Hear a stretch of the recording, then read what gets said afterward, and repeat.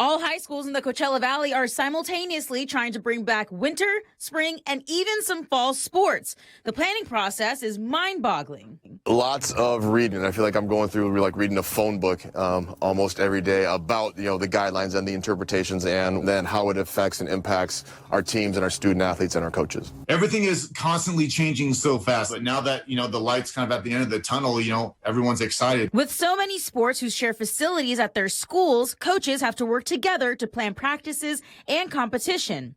Yeah, so that was the interesting piece, right? There's a possibility where we may still have some football going on. We're going to have soccer, we're going to have baseball, softball, track.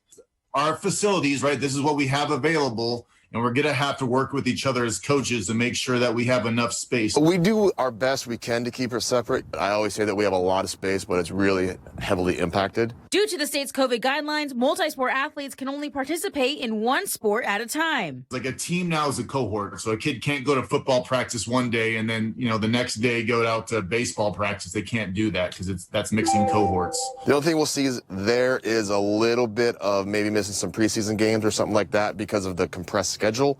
But other than that, kids will still be able to play multiple sports for us. Despite the busy days and keeping up with constant changes, for school officials, bringing student athletes some kind of normalcy back in their lives makes it all worth it.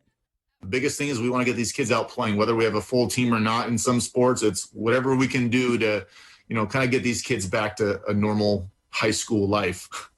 One of the great things that I saw here was when we hosted Hemet for cross country, our athletes coming over and thanking the fans that were in the parking lot. It had been 11 months with the kids competing, but 11 months for mom and dad seeing their kid compete.